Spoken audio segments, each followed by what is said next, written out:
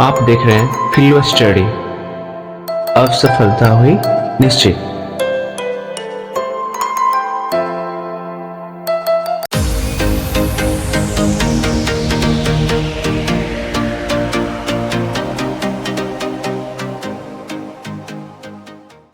नमस्कार साथियों, आप सबका स्वागत है फिल्म स्टडी के इस एनसीईआरटी श्रृंखला में। आज हम लोग चैप्टर 11 को करेंगे। आप लोगों को पता होना चाहिए कि क्लास 6 हिस्ट्री का हम लोग का सीरीज चल रहा है। क्लास 6 हिस्ट्री का एनसीईआरटी का सीरीज चल रहा है।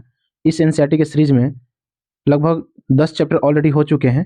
ये जो है ये चैप्टर नंबर 11 है, ठीक है। तो इस 11 नंबर चैप्टर को हम लोग पढ़ेंगे आज, ठीक है। तो आप इसको ध्यान से देखिएगा और समझिएगा। इसको पढ़ेंगे नहीं, एक्सप्लेन के साथ बहुत बढ़िया से लाइन बाय लाइन एक एक लाइन इस पर ध्यान देंगे और हर एक पॉइंट को हम लोग अच्छे से समझेंगे। और इसका पीडीएफ अगर आपको चाहिए तो टेलीग्राम लिंक पे जाकर अब मतलब डाउनलोड कर सकते हैं।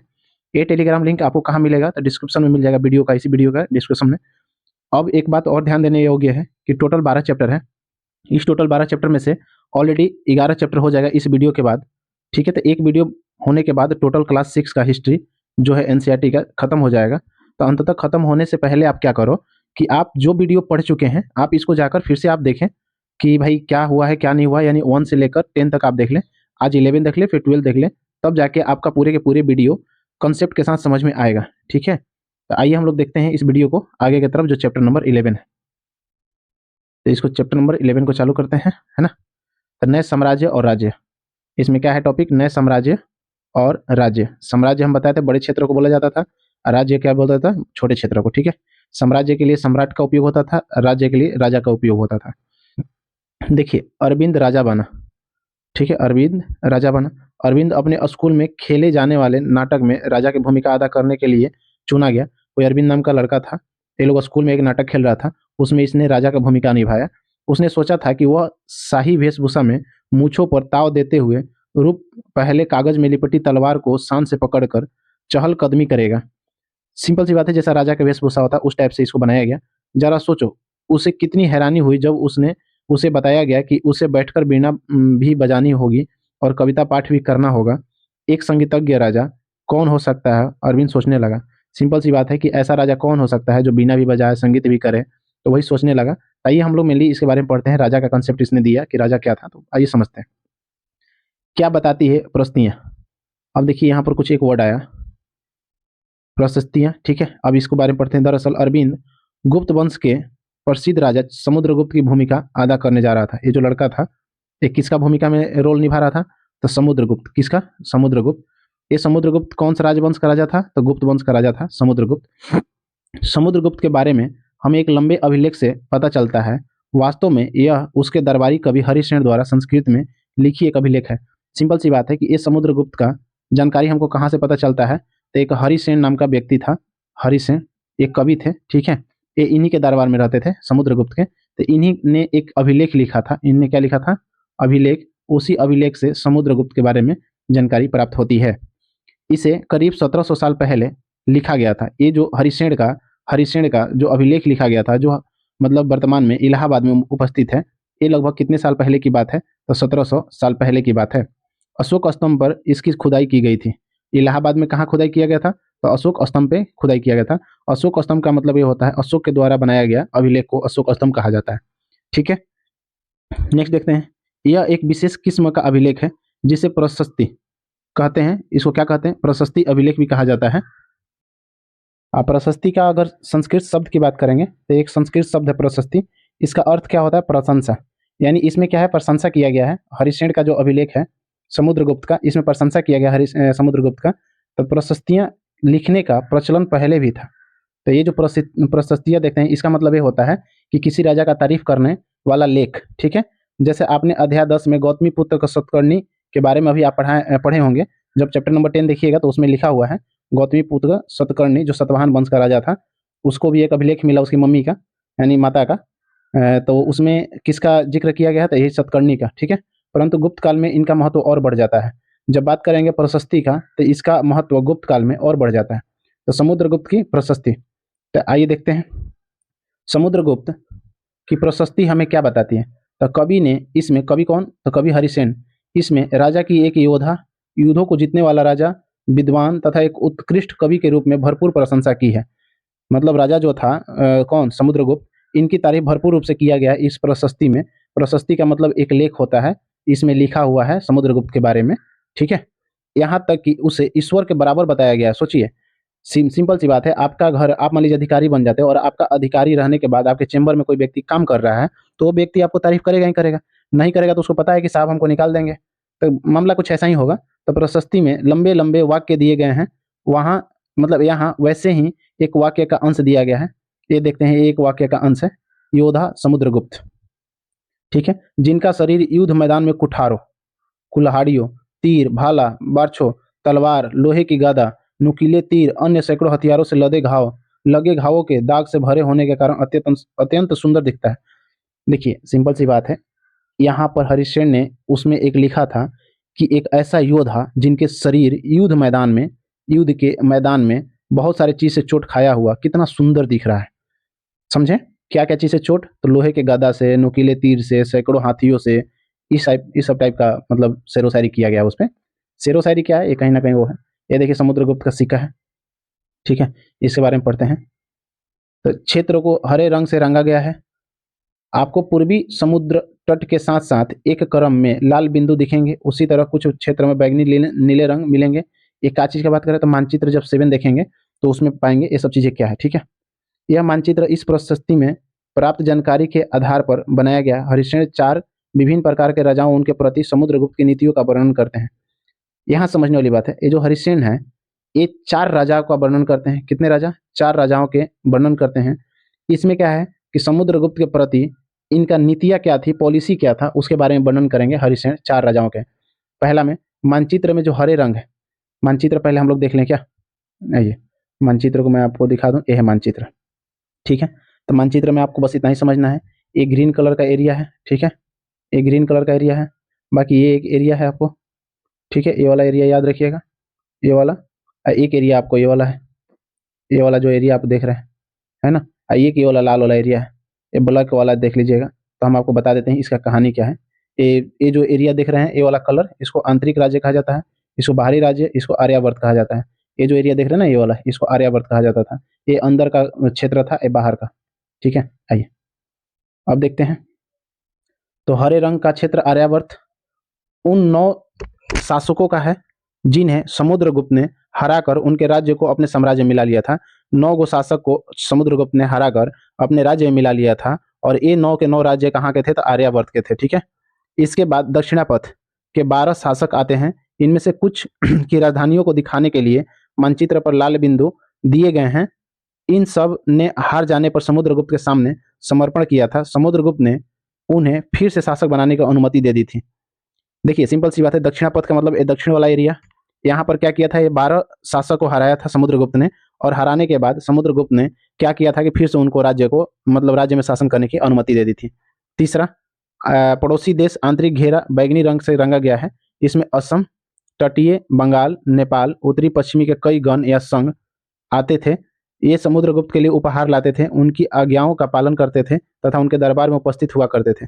सिंपल सी बात है, ये वाला जो क्षेत्र है, ये वाला क्षेत्र, इधर का क्षेत्र क्या है कि कुछ यहाँ पर क्या रहते थे कि गण रहते, मतलब यहाँ लिखा हुआ देखिए, गण या संघ, कुछ व्यक्ति मतलब समूह यानी ग्रुप रहता था। कुछ व्यक्तियों को ये लोग क्या करते थे, तो समुद्रगुप्त को उपहार लाते थे, उपहार, ठीक है, उपहार लाते थे, ये सब चीज देते थे, इसका आज्ञा का पालन करते थे। तो ये तीसरा व्यक्ति हुए। चौथा में अगर बात करेंगे तो चौथे में कौन लोग थे, तो बाहरी यानी बाहर के इलाके के लोग थे जिन्हें नीले रंग से रंगा गया है। संभवतः कुषाण तथा शक वंश के राजा, शक और कुषाण वंश, ध्यान रखिएगा, 2 वंशज है, डायनेस्टी है, एक कुषाण वंश है, एक शक वंश है। तो ये रहते थे। इसमें श्रीलंका के शासक भी थे। कौन से शासक भी श्रीलंका के? इन्होंने समुद्रगुप्त की अधीनता स्वीकार की और अपनी पुत्रियों का विवाह उससे किया। मतलब एक कुषाण वंश, एक शक वंश, एक श्रीलंका के, ये सब के राजा जो थे, यानी बोले कि समुद्रगुप्त की अधीनता तो स्वीकार की। अधीनता का मतलब क्या हुआ कि उस क्षेत्र में समुद्रगुप्त का राज्य चलेगा, यानी आकर बोलना कि साहब हम आपके अधीन हो गए, साहब अब हम आपके जो कहिएगा वही मानेंगे। तो ऐसे ये तीनों लोगों ने अधीनता स्वीकार कर लिया, किसका, तो समुद्रगुप्त का, और अपनी अपनी पुत्रियों से विवाह कर दिया, ठीक है। किसका, समुद्रगुप्त का विवाह करवा दिया अपनी अपनी पुत्रियों से। ये वाला क्षेत्र है, आप इसको देख लो। एक काम करो, यहाँ पर आप स्क्रीनशॉट ले लीजिए। चलिए ले लिए, ठीक है। आइए आगे देखते हैं। वंशावली, वंशावली का मतलब हमने बताया था वंशज भाई, यानी राजा का बेटा ही राजा बनेगा। अधिकांश प्रशस्तियां शासकों के पूर्वजों के बारे में भी बताती है। ठीक है, पूर्वज का मतलब क्या होता है, यानी आपके पिताजी, पिताजी के पिताजी, पिताजी के पिताजी थे, ये सब के सब पूर्वज हुए। प्रशस्तियां भी समुद्र के प्रति माह, पितामह यानी कि परदादा, दादा, पिता और माता के बारे में बताती थी। प्रशस्तियां यानी जिसमें प्रशंसा होता है, तो प्रशंसा जब लिखा जाता था तो इसमें पिता का, माता को, दादा को, परदादा को भी बताया जाता था। ठीक है, उनकी माँ, समुद्रगुप्त की माँ याद रखिएगा कुमार देवी, लिच्छवीगण की, और पिता चंद्रगुप्त, पिता कौन थे, चंद्रगुप्त, गुप्त वंश के पहले शासक थे, जिन्होंने क्या चीज, महाधिराज, महाधिराज की जैसी उपाधि धारण की थी। सबसे इंपॉर्टेंट बात यहाँ पर यही है कि सबसे पहले गुप्त शासक कौन था जिसने महाधिराज का उपाधि धारण किया था, तो वो था चंद्रगुप्त। चंद्रगुप्त याद रखिए, ये चंद्रगुप्त अशोक के परदादा नहीं थे, वो मौर्य साम्राज्य के चंद्रगुप्त थे, ये गुप्त साम्राज्य के हैं। ठीक है, समुद्रगुप्त ने भी यह उपाधि धारण की थी, समुद्रगुप्त ने भी महाधिराज की उपाधि धारण की थी। उनके दादा और परदादा का महाराजा के रूप में भी ही उल्लेख है। इससे यह आभास मिलता है कि धीरे धीरे इस वंश का महत्व बढ़ता गया। ठीक है, तो आप इसमें 2 पॉइंट याद रखिएगा, महाधिराज का उपाधि 2 लोगों को मिला, सबसे पहले चंद्रगुप्त को मिला, फिर समुद्रगुप्त को। समुद्रगुप्त का माता का नाम क्या था, कुमार देवी। ठीक है, ये बात का आप ध्यान रखिएगा। समुद्रगुप्त के बारे में हमें उनके बाद के शासक, जैसे उनके बेटे चंद्रगुप्त द्वितीय, ये समुद्रगुप्त का बेटा था। ठीक है, चंद्रगुप्त द्वितीय, इनके पिताजी का नाम क्या था, चंद्रगुप्त प्रथम। वंशावली पूर्वजों की सूची में भी जानकारी मिलती है। उनके बारे में अभिलेखों तथा सिक्कों से पता चलता है कि उन्होंने पश्चिम भारत में सैन्य अभियान में अंतिम शक शासक को परास्त किया था। पश्चिम अभियान का मतलब ये वाला क्षेत्र में अभियान किए थे, ये पश्चिम हुआ, ये पश्चिम वाले क्षेत्र में अभियान किए थे, और यहाँ पर शक शासक को क्या किए थे, पराजित किए थे इन्होंने। कौन, किसकी बात चल रही है, तो चंद्रगुप्त द्वितीय को, चंद्रगुप्त द्वितीय। ठीक है, एक इसके बेटा थे तो समुद्रगुप्त का, और समुद्रगुप्त किसका बेटा था, तो चंद्रगुप्त प्रथम का। ठीक है, ऐसा विश्वास है किया जाने लगा है कि उनका दरबार विद्वानों से भरा हुआ था, यानी चंद्रगुप्त जो द्वितीय थे उनके दरबार में बहुत महान महान लोग रहने लगे थे। कवि कालिदास चंद्रगुप्त द्वितीय के दरबार में रहते थे। खगोल शास्त्री आर्यभट्ट जिसने शून्य का खोज की है, ये भी चंद्रगुप्त द्वितीय के दरबार में रहते थे। ठीक है, इनके विषय में और भी जानकारी आप अध्याय 12 में आप पढ़िएगा, यानी चैप्टर नंबर 12 में। अभी तो 11th है, फिर 12th में पढ़ेंगे। इसके बाद इससे पहले वाला जो भी आप टॉपिक नहीं देखें जाकर आप देख लें 1 से 10 तक। ठीक है, आज 11 देख लें, फिर नेक्स्ट 12 देख लें, आपका क्लास 6 का हिस्ट्री कंप्लीट हो जाएगा एनसीईआरटी के थ्रू। ठीक है, नेक्स्ट देखिए, तो हम लोग इसमें क्या पढ़े, इसमें आप समझने की कोशिश करें कि समुद्रगुप्त का बेटा कौन था, चंद्रगुप्त द्वितीय, इनके पिता कौन थे, चंद्रगुप्त प्रथम। ठीक है, ये चंद्रगुप्त द्वितीय के दरबार में कालिदास थे और आर्यभट्ट थे। ठीक है, आप इस बात को ध्यान रखिएगा। नेक्स्ट आइए, हर्षवर्धन तथा हर्षचरित्र। हर्षवर्धन एक राजा थे, इन्हीं का एक लिखा हुआ लेख है, किताब है जिसका नाम हर्षचरित्र है। तो आप याद रखिएगा, हर्षचरित्र का रचना किसने किया, तो हर्षवर्धन ने किया। हर्षवर्धन एक बहुत प्रतापी शासक थे। जिस तरह गुप्त वंश के शासक के बारे में अभिलेख तथा सिक्के से पता चलता है, उसी तरह कुछ अन्य शासकों के बारे में उनकी जीवनी से पता चलता है। ऐसे ही एक राजा हर्षवर्धन थे, उन्होंने करीब 1400 साल पहले शासन किया था। यानी हर्षवर्धन कब शासन किए थे, तो हर्षवर्धन शासन किए थे 1400 साल पहले। ठीक है, उनके दरबारी कवि बाणभट्ट, याद रखिएगा उनके एक दरबार में, यानी उनके दरबार में एक कवि रहते थे जिनका नाम बाणभट्ट था। संस्कृत में उनकी जीवनी हर्षचरित्र, सॉरी मैंने यहाँ पर हर्षवर्धन का जीवनी बताया था, हर्षचरित्र जीवनी इनका है, बट अगर लेखक की बात करेंगे तो इसका लेखक कौन है, तो बाणभट्ट है, याद रखिएगा। ठीक है, बाणभट्ट। इसमें हर्षवर्धन की वंशावली देते हुए उनके राजा बनने तक का वर्णन है। ये जो हर्षचरित्र है, ये हर्षचरित्र में इनको, हर्षवर्धन को राजा बनने तक का कहानी है। तीर्थयात्री स्वेन सॉन्ग, जिसको हेनसोंग भी बोला जाता है, जिनके बारे में आप अध्याय 10 में, यानी आपको चैप्टर नंबर 10 में पढ़ाए हैं, काफी समय के लिए हर्ष के दरबार में रहे। जो हेनसोंग आया था जिसको स्वेन सॉन्ग कहा जाता है, तो ये व्यक्ति किसके दरबार में रहा, तो हर्षवर्धन के दरबार में रहा बहुत दिनों तक। उन्होंने वहां जो कुछ देखा उसका विस्तृत विवरण दिया है। अब हेनसोंग ने, यानी स्वेन सॉन्ग ने जो भी देखा वो विवरण दिया है अपनी किताब में। तो हर्ष अपने पिता के सबसे बड़े बेटे नहीं थे। जो हर्षवर्धन थे ये अपने पिता का सबसे बड़ा बेटा नहीं थे, पर अपने पिता और बड़े भाई की मृत्यु हो जाने पर थानेश्वर के राजा बने। सबसे बड़ी बात यह है कि आप इस क्वेश्चन में ये ध्यान रखिएगा, तो हर्षवर्धन कहाँ के राजा बने, थानेश्वर का। उनके बहनोई कनौज के शासक थे। बहनोई क्या मतलब, यानी हर्षवर्धन की बहन का शादी कनौज में हुआ था, तो उनका बहनोई भी कहाँ के हुए, कनौज का। बहनोई का मतलब जीजा आप कह सकते हैं। इनका जीजा कहाँ के थे, तो कनौज के। जब बंगाल के शासक ने उन्हें मार डाला तो हर्ष ने कनौज को अपने अधीन कर लिया और बंगाल पर आक्रमण कर दिया। सिंपल सी बात यह है कि क्या हुआ कि थानेश्वर का राजा कौन थे, हर्षवर्धन। तो इस थानेश्वर को राजा थे ए हर्षवर्धन, और इनका बहनोई जो थे कहाँ के थे, कनौज को। तो ये हर्षवर्धन ने कनौज को अपने अंदर में ले लिया, क्योंकि इनका जीजा तो मर गए, तो कनौज को अपने अंदर में ले लिए। और कनौज को अंदर में लेने के बाद इन्होंने आक्रमण कर दिया कहाँ पर, तो बंगाल पर। बंगाल पर आक्रमण क्यों किए, क्योंकि बंगाल के शासक ने ही इनके जीजा को मारा था, तो बंगाल पे आक्रमण कर दिया और आक्रमण करके बंगाल को भी जीत लिए थे। मगध तथा बंगाल को जीतकर उन्हें पूर्व में जितनी सफलता मिली थी उतनी सफलता अन्य जगहों पर नहीं मिली थी। अब ये हर्षवर्धन क्या है, तो मगध को भी जीता और बंगाल को भी जीता, ये दोनों जगह को जीता, और ये सबसे बड़ी सफलता मानी जाती है हर्षवर्धन की। जब उन्होंने नर्मदा नदी को पार कर दक्कन की ओर आगे बढ़ने की कोशिश की, तब चालुक्य नरेश पुलकेशिन द्वितीय ने उन्हें रोक दिया। बात को समझें पहले आप, यहाँ पर क्या है, तो जब ऐसे बात करेंगे इंडिया का, तो यहाँ पर आपका ये वाला बीच वाला क्षेत्र में एमपी है, एमपी में ही आपको नर्मदा नदी है। कौन सा नदी, नर्मदा नदी है एमपी में ही। इस नर्मदा नदी को जब वो क्रॉस करके दक्कन के क्षेत्र इसको कहते हैं, जब ये क्षेत्र कर नॉर्थ मतलब साउथ की तरफ बढ़ रहे थे, तो यहाँ पर एक राजा थे जिनका नाम क्या था, पुलकेशिन द्वितीय। इसी ने हर्षवर्धन को रोक दिया, यानी पुलकेशिन द्वितीय यहाँ पर थे, ये साउथ में, और इधर आ रहा था कौन, हर्षवर्धन। इसको इसने रोका और पुलकेशिन द्वितीय ने हर्षवर्धन को हरा दिया। ठीक है, इस बात को ध्यान रखिएगा।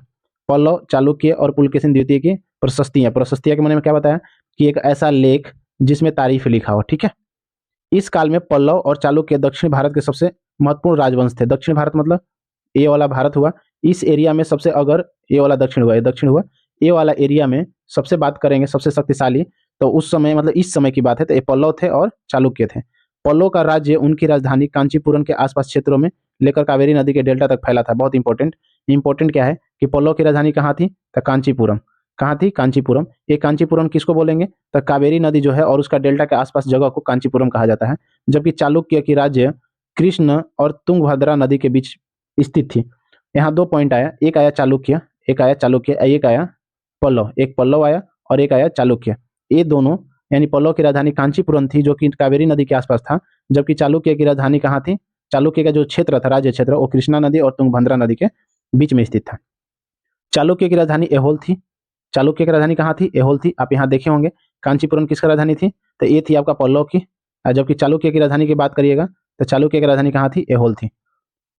यह एक प्रमुख व्यापारिक केंद्र था। एहोल जो था एक प्रमुख व्यापारिक केंद्र था। ठीक है, धीरे धीरे यह एक धार्मिक केंद्र भी बन गया। ये जो एहोल था धीरे धीरे कौन सा बन गया, धार्मिक केंद्र भी बन गया, जहाँ कई मंदिर थे, बहुत सारे मंदिर थे यहाँ पर एहोल में। पल्लव और चालुक्य एक दूसरे की सीमाओं का अतिक्रमण करते थे। अतिक्रमण का मतलब पल्लव कभी कभी चालुक्य का सीमा को छीनता था और कभी कभी चालुक्य पल्लव की सीमा को छीनता था। मान लीजिए ये वाला एक जगह है, इस पे मान लीजिए पल्लव राज कर रहा है, तो कभी कभी इस पे चालुक्य आक्रमण करता था, तो कभी कभी इसके जगह पर पल्लव आक्रमण करते थे। ठीक है, मुख्य रूप से राजधानियों का निशान बनाया जाता था, समृद्ध शहर थे। ये अधिकांश आक्रमण कहाँ करते थे, तो राजधानी में। ऐसा क्यों, क्योंकि राजधानी क्या है कि समृद्ध था। समृद्ध का मतलब बहुत विकसित था। ठीक है, पुलकेशिन द्वितीय सबसे प्रतापी चालुक्य राजा था। अब यहाँ पर जो है पुलकेशिन द्वितीय कौन था, तो पुलकेशिन द्वितीय एक चालुक्य राजा था, सबसे प्रतापी। उनके बारे में हमें उनके दरबारी कवि रवि कृति रचित प्रशस्ति से प्राप्त होता है। अब रवि कृति किस मतलब किसका दरबारी कवि थे, तो वो पुलकेशिन द्वितीय का। पुलकेशिन द्वितीय का जो दरबारी कवि कौन थे, तो रवि कृति। ठीक है, याद रखिएगा इस बात को। उनके पूर्वज खास तौर से पिछली 4 पीढ़ियों के बारे में बताया गया है। पुलकेशिन द्वितीय को अपने चाचा से यह राज्य मिला था। यानी ये पुलकेशिन द्वितीय के बारे में जो रवि कृति का अभिलेख है, इसमें बताया गया है कि पुलकेशिन द्वितीय का जो राज्य मिला है उनके चाचा के द्वारा दिया गया है ये राज्य पुलकेशिन द्वितीय को। ठीक है, अब यहाँ देखिए रवि कृति के अनुसार, किसके अनुसार, रवि कृति जो कि पुलकेशिन द्वितीय के दरबारी कवि थे, इनके अनुसार उनके पूर्व तथा पश्चिम दोनों समुद्री तटीय इलाकों में अपने अभियान चलाया। यानी ये वाला दोनों, यानी पूर्व भी और पश्चिम में, ये दोनों तटीय इलाकों पे उन्होंने अभियान चलाया। इसके अतिरिक्त उन्होंने हर्षवर्धन को भी आगे बढ़ने से रोका। हर्ष का अर्थ होता है आनंद।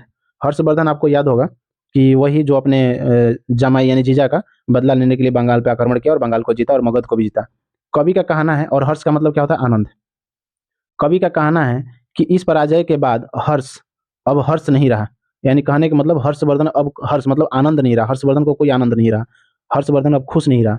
पुलकेशिन द्वितीय ने पल्लव राजा के ऊपर भी आक्रमण किया, जिसे कांचीपुरम की दीवार के पीछे शरण लेनी पड़ी। यानी जो पल्लव राजा थे, पल्लव राजा ये तो चालुक्य का था, तब चालुक्य का राजा पुलकेशिन द्वितीय, पुलकेशिन द्वितीय ने किस पे आक्रमण किया, पल्लव पर। और पल्लव की जो राजधानी थी एहोल, वहां के लोगों को मतलब अपने राजधानी से पीछे हटना पड़ा, यानी शरण लेनी पड़ी। और पुलकेशिन द्वितीय ऐसे भी बहुत महान सम्राट रहा है। पर चालुक्य की विजय अल्पकालीन थी। अल्पकालीन का मतलब थोड़े समय के लिए चालुक्य विजय कर पाए थे किस पे, पल्लव पर। लड़ाई से दोनों वंश दुर्बल होते गए। दुर्बल का मतलब कमजोर होते गए। सिंपल सी बात है, जब दो व्यक्ति आपस में लड़ना चालू करेगा तो दोनों कमजोर होगा, ऐसा नहीं कि एक ही कमजोर होगा। पल्लव और चालुक्यों को अंततः राष्ट्रकूट तथा चोल वंश ने समाप्त कर दिया। इनके बारे में आप 7 क्लास में पढ़ेंगे। सिंपल सी बात है, झगड़ा हो रहा था चालुक्य और किसके बारे में, प्लस पल्लव के बारे में। ये दोनों के बारे में झगड़ा हो रहा था और ये दोनों को हराने वाला व्यक्ति कौन है, तो हराया राष्ट्रकूटों ने। कौन हराया, राष्ट्रकूटों ने। राष्ट्रकूट तो हराया ही हराया, अब बाकी चोल भी हराया। ठीक है, इसके बारे में हम लोग 7 में पढ़ेंगे। इन राज्यों का प्रशासन कैसे चलता था, सिंपल सी बात है, इन राज्यों का प्रशासन कैसे चलता था। तो पहले के राजाओं की तरह इन राजाओं के लिए भूमि कर सबसे महत्वपूर्ण बना रहा। यानी ये लोग क्या करते थे, टैक्स लेते थे, भूमि कर लेते थे, टैक्स। यही टैक्स से क्या होता था कि ये राजाओं का जीवन चलता था। ठीक है, प्रशासन की प्राथमिक इकाई गांव होती थी। जो प्रशासन होता था, जैसे आज अगर बात करेंगे सबसे छोटा चीज क्या होता है, तो सबसे छोटा चीज होता है ब्लॉक। ठीक है, अब ब्लॉक के बाद क्या होता है, डिस्ट्रिक्ट। डिस्ट्रिक्ट के बाद क्या होता है, स्टेट। स्टेट के बाद क्या होता है आपका, कंट्री। ब्लॉक से भी नीचे जाइएगा तो आपका होता है विलेज, गांव। तो उस समय भी क्या था कि प्रशासन की सबसे छोटी इकाई, तो जैसे यहाँ गांव है तो यहाँ भी गांव होती थी, लेकिन धीरे धीरे कई अन्य बदलाव आए। राजाओं ने आर्थिक, सामाजिक, राजनीतिक या सैन्य शक्ति रखने वाले लोगों का समर्थन जुटाने के लिए कई कदम उठाए। उदाहरण के तौर पर कुछ ऐसा है, सिंपल सी बात है, ये सब गांव में अच्छे अच्छे प्रशासन लाने के लिए, यानी कौन कौन सा, सामाजिक रूप से, राजनीतिक रूप से, आर्थिक रूप से और सैन्य शक्ति के रूप से यहाँ के राजाओं ने अच्छे कदम उठाए, जो कि निम्नलिखित हैं। ये सब क्या हो सकता है कि अच्छा राजनीति, मतलब राजनीति का बढ़ावा देना, प्रशासन अच्छा हो, आर्थिक रूप से मजबूत हो। तो इसमें कौन कौन से आए, तो देखते हैं इसमें कौन कौन से। तो पहला में क्या है कि कुछ महत्वपूर्ण प्रशासकीय पद अनुवांशिक बन गए थे। ऐसे बहुत सारे जो प्रशासकीय पद था उस समय, तो वो क्या बन गया था, अनुवांशिक। यानी राजा का बेटा वहाँ उस पद पे बैठ सकता था, अर्थात बेटे अपने पिता का पद पाते थे। जैसे कि कवि हरिसेन अपने पिता की तरह महादंडनायक अर्थात मुख्य न्याय अधिकारी थे। जैसे है क्या कि उस समय जैसे न्यायाधिकारी बनना, जैसे मुख्य न्यायाधिकारी बनना, या यहाँ लिखा हुआ ना महादंडनायक, जिसको मुख्य अधिकारी, न्याय अधिकारी कहा जाता था, ऐसा सब जो पद था अनुवांशिक पद बन गया था। अनुवांशिक का मतलब क्या होता है कि जेनेटिक पद, यानी पिता की जगह पर बेटा बैठेगा, है ना, पिता की जगह पर बेटा बैठेगा, फिर इसका बेटा बैठेगा, फिर इसका बेटा बैठेगा, ये अनुवांशिक पद माना जाता है। दूसरा पॉइंट, कभी कभी एक ही व्यक्ति कई पदों पर कार्य करता था। ऐसा देखा गया है कि कभी कभी एक व्यक्ति ही बहुत सारे पद पर कार्य करता है। जैसे कि हरिसेन एक महादंडनायक होने के साथ साथ कुमारमात्य अर्थात एक महत्वपूर्ण मंत्री तथा एक संधि विग्रहिक अर्थात युद्ध और शांति के विषय का भी मंत्री था। ये बात समझने की बात यह है कि हरिसेन जो थे कुमारगुप्त के शासन में थे और उनके दरबारी थे। तो ये क्या थे कि पहले मतलब महादंडनायक थे, न्याय अधिकारी थे, और ये मंत्री भी थे, और ये क्या थे, मंत्री भी थे, और एक मंत्री यहाँ भी थे, और एक मंत्री क्या चीज थे, युद्ध और शांति के विषय का भी एक मंत्री थे। यानी बहुत सारे पद इन्होंने संभाल रखा था। संभवतः नेक्स्ट में वहाँ के स्थानीय प्रशासन में प्रमुख व्यक्ति का बहुत बोलबाला था। प्रमुख जो हेड व्यक्ति था तो उसको स्थानीय प्रशासन में ज्यादा बोलबाला था। आज भी देखिएगा पुलिस स्टेशन में जाइए, अगर आप आसपास के कहीं के विधायक हैं तो आपका बोलबाला इस पुलिस स्टेशन में ठीक ठाक रहेगा। ठीक है, इनके नगर श्रेष्ठी यानी मुख्य बैंकर, शहर का व्यापारी, सार्थवाह यानी व्यापारियों के काफिले का नेता, प्रथम कुलिक अर्थात मुख्य शिल्पकार तथा कयास्थो यानी लिपिकों के प्रधान जैसे लोग होते थे। ये सब जिसका बोलबाला था, इसमें से कौन कौन थे जिसका बोलबाला था, तो ये थे बैंकर थे, व्यापारी थे, ठीक है, नेता लोग थे, ये सब लोगों का बहुत ज्यादा बोलबाला था। मुख्य शिल्पकार थे, ये लोग बहुत मतलब माना जाता है कि प्रशासन में इनकी पहुंच ज्यादा थी उस समय। ठीक है, तो इस पॉइंट को आप याद रखिएगा। इस तरह की नीतियां कुछ हद तक प्रभावशाली होती थी, पर समय के साथ साथ इनमें से कुछ व्यक्ति इतने अधिक शक्तिशाली हो जाते थे कि अपना स्वतंत्र राज्य का स्थापित कर लेते। सिंपल सी बात है, मान लीजिए आपको एक क्षेत्र यहाँ पर है, इस क्षेत्र का राजा के पास मान लीजिए 200 रुपए हैं, और इस क्षेत्र में आप कहीं रह रहे हैं और आपके पास 300 रुपया है। तो अब ये बात बताइए कि ऐसे क्षेत्र का राजा जिसके पास 200 रुपया है और आप उस राज्य में रह रहे हैं जिसके पास 300 रुपया है, तो आप चाहिएगा ना कि काश मैं ही राजा बन जाऊं। तो आप क्या करते थे कि एक अलग से क्षेत्र बना लेते थे और यहाँ का अपने आप को राजा घोषित कर देते थे। तो इसको हम स्वतंत्र राज्य कहते हैं। इसको क्या कहते हैं, स्वतंत्र राज्य। तो जो शक्तिशाली व्यक्ति होते थे, शक्तिशाली व्यक्ति, ये क्या करते थे, स्वतंत्र राज्य की स्थापना भी कर लेते थे। ठीक है, आइए नेक्स्ट देखते हैं। एक नए प्रकार की सेना। एक नया प्रकार की सेना क्या है, तो कुछ राजा अभी भी पुराने राजाओं की तरह एक सुसंगठित सेना रखते थे।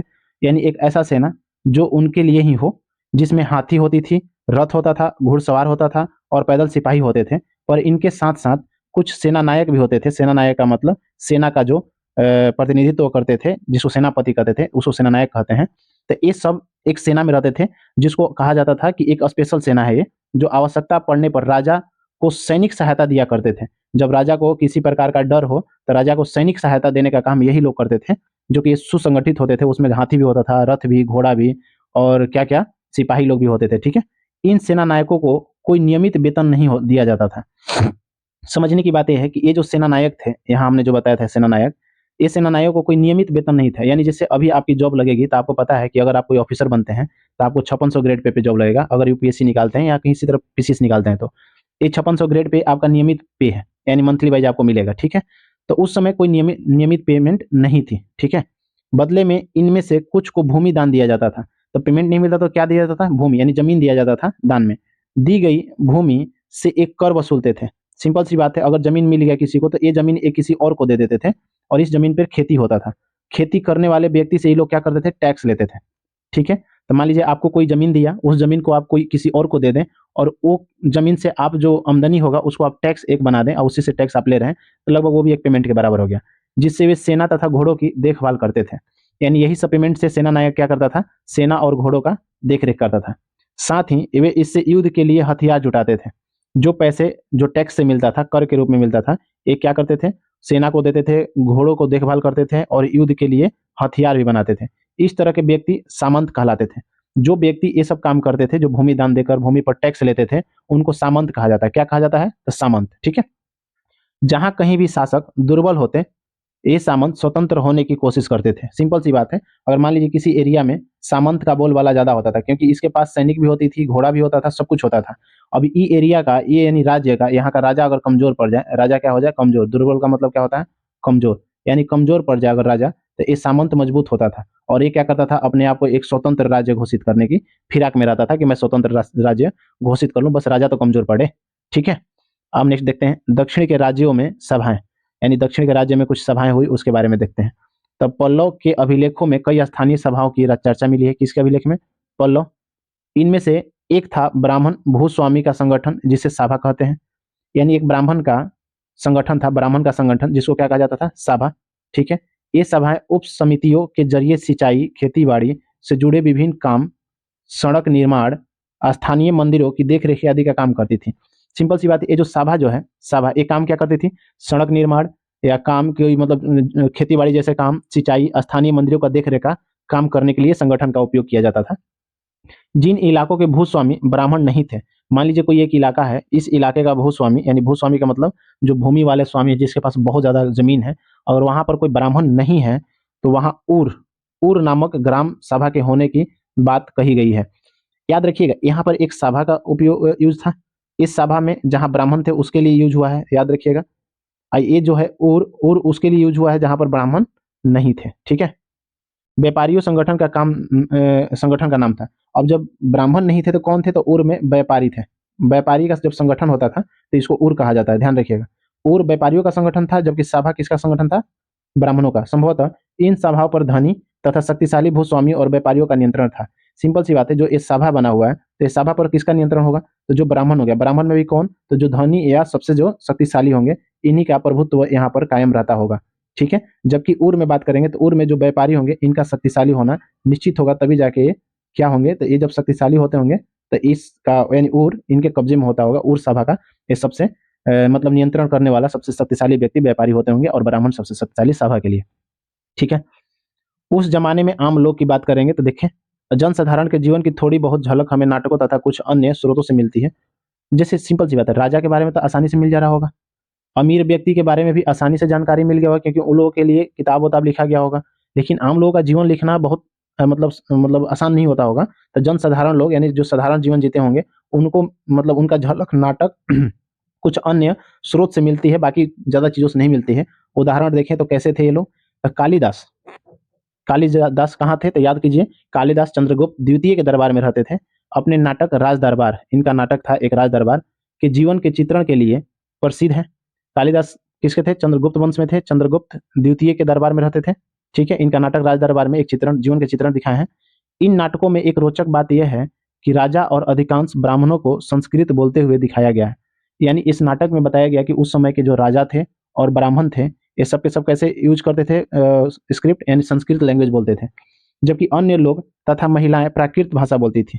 यानी जो जो साधारण लोग थे यानी सामान्य लोग थे और महिलाएं थी, ये प्राकृत भाषा बोलते हुए दिखाई दिए गए हैं। उनका सबसे प्रसिद्ध नाटक अभिज्ञान शकुंतलम, ठीक है, ये बहुत प्रसिद्ध नाटक है, आप इसको याद रखिएगा तो बेटर रहेगा। ये अभिज्ञान शकुंतलम किसका नाटक है, तो ये कालिदास का है। दुष्यंत नामक एक राजा था जिसका नाम दुष्यंत है, और शकुंतला नामक की एक युवती, एक लड़की है जिसका नाम क्या है, शकुंतला, की प्रेम कहानी का ये नाटक है अभिज्ञान शकुंतलम, ठीक है। इस नाटक में एक गरीब मछुआरे के साथ राज कर्मचारी के दुर्व्यवहार की बात कही गई है। यानी एक गरीब मछुआरा है, जो मछली मारते हैं उनको मछुआरा कहा जाता है। एक गरीब मछुआरा के साथ दुर्व्यवहार का मतलब गलत काम किया गया है, किसके द्वारा, राजकर्मी, जो राजा के यहाँ काम करता था उसको राजकर्मी कहा जाता है, नौकरी करता था। इसने इस मछुआरे के साथ क्या किया है, दुर्व्यवहार किया है। इस मतलब कहानी में इसको भी दिखाया गया है। और दुष्यंत का और शकुंतला का प्रेम कहानी भी इस नाटक में दिखाया गया। एक मछुआरे को एक अंगूठी मिली, देखिए यहाँ पर एक कहानी, एक मछुआरे की एक अंगूठी मिली। एक मछुआरे को एक कीमती अंगूठी मिली। यह अंगूठी राजा ने शकुंतला को भेंट की थी। आपको बताया था दुष्यंत जो था एक राजा, उसको प्रेम किससे था, शकुंतला से। इसको अंगूठी किसने दिया था, वही राजा ने। पर दुर्घटनावश उसे एक मछली निगल गई।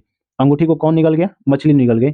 जब मछुआरा इस अंगूठी को लेकर राजमहल पहुंचा तो द्वारपाल ने उस पर चोरी का आरोप लगाया, और मुख्य पुलिस अधिकारी भी बहुत बुरी तरह से पेश आया मतलब उस मछुआरे के साथ।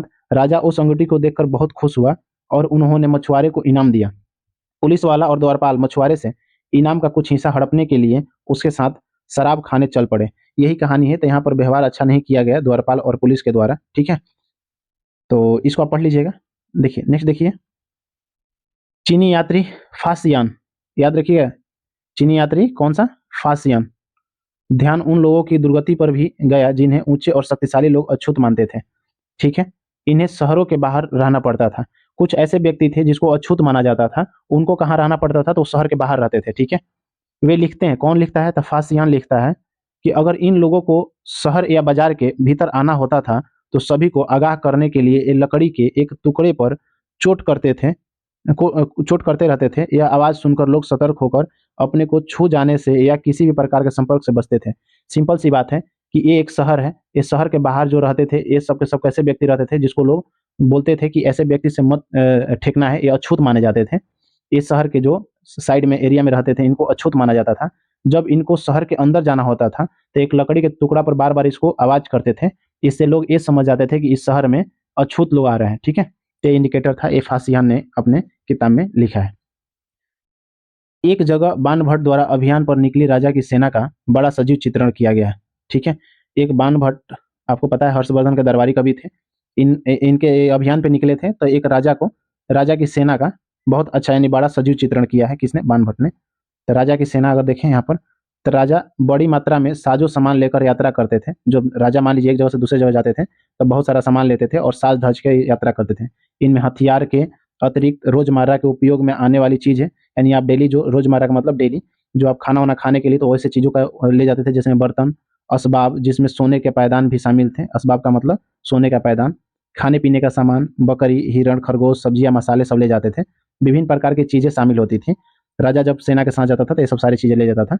ये सारी चीजें ठेले गाड़ी पर या ऊंट तथा हाथियों जैसे सामान ढोने वाले जानवरों की पीठ पर लाद कर ले जाया जाती थी। ये सब सामान कैसे जाता था, तो ऊंट, हाथी पर या ठेला गाड़ी पर ले जाया जाता था। इस विशाल सेना के साथ साथ संगीतकार नगाड़े, बिगुल तथा तुरही बजाते हुए चलते रहते थे। यानी बहुत सारे लोग ढोल बजाते हुए जा रहे थे, राजा के साथ जाते थे। रास्ते में पड़ने वाले गांव वालों को उनका सत्कार करना पड़ता था। अब मान लीजिए राजा यहाँ से निकला और इस बीच में कहीं गांव मिल गया तो ये गांव वाले लोगों को भी क्या करना पड़ता था, राजा को सत्कार यानी सेवा करना पड़ता था, ठीक है। दही, गुड़, फूल उपहार लाते थे गांव वाले लोग, ये सब चीजें उपहार लाते थे, गिफ्ट में देते थे राजा को कि राजा यहाँ से गुजर रहे हैं। तथा जानवरों को चारा भी देते थे। जानवरों का चारा, चारा का मतलब घास पुआल, यानी जानवर को खाने के लिए घास उसको भी देते थे। वे राजा से भी मिलना चाहते थे, जो गांव के लोग थे राजा से भी मिलना चाहते थे ताकि अपनी शिकायत या कोई अनुरोध उनके सामने रख सकें। राजा के सामने अनुरोध या कोई शिकायत हो तो उनके सामने, राजा के सामने रख पाए, तो राजा से भी मिलना चाहते थे। पर ये सेनाएं अपने पीछे विनाश और विध्वंस की निशानी छोड़ जाती थी। लेकिन ये जो सेना जो जाती थी लगभग अपने पीछे क्या चीज, विनाश या विध्वंस, गांव को लूट लेना, गांव को खराब कर देना, किसी के ऊपर आक्रमण कर देना, ऐसी चीजें करते हुए जाती थी। अक्सर गांव वालों की झोपड़ियां हाथी कुचल डालते थे। व्यापारियों के काफिलों में जूते हुए बैल, जैसे व्यापारी के जो काफिले में जूते बैल, इस हलचल भरे माहौल से डरकर भाग खड़े होते थे। बाण भट्ट लिखते हैं कि पूरी दुनिया धूल के गर्त में डूब जाती थी। जब राजा यहाँ से यहाँ आता था तो इस एरिया के पूरे लोग क्या चीज धूल के गर्त में डूब जाते थे, यानी यहाँ का सब कुछ धूल धूल यानी पूरी तरह से हो जाता था और यहाँ के बहुत सारी बर्बादियां होती थी। तो इसमें बाणभट्ट लिखते हैं कि धूल के गर्त में पूरी दुनिया डूब जाती थी।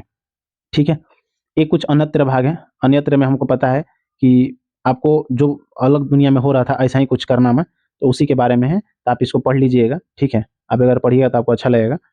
खैर इसको मैं पहले पढ़ाता था लेकिन अब ऐसे इसलिए छोड़ दिए कि अन्यत्र भाग इतने इंपॉर्टेंट हमको नहीं लगता है। तो आप इसको एक बार पढ़ लीजिए, ये स्क्रीनशॉट ले लीजिए आप अन्यत्र भाग को। ठीक है, अगर किताब नहीं है तो आप इसको पढ़ लीजिएगा। ऐसे इसका पीडीएफ हम आपको टेलीग्राम चैनल पे दे देंगे और टेलीग्राम चैनल का लिंक आपको मिल जाएगा, डिस्क्रिप्शन में भी आप देखिएगा तो मिल जाएगा। यहाँ कुछ उपयोगी शब्द है जैसे प्रस्ती हम लोग उपयोग किए हैं, आर्यावर्त, दक्षिणापथ, वंशावली, अनुवांशिक पदाधिकारी, सामंत, सभा और नगरम। याद रखिएगा। ये सब चीज़ों को क्या कीजिए आप, जो डिस्क्रिप्शन है उसमें आप या मैसेज में लिख कर बताएं कि ये सब चीज़ें क्या है, बिना देखे। ठीक है, एक बार वीडियो देख ले उसके बाद।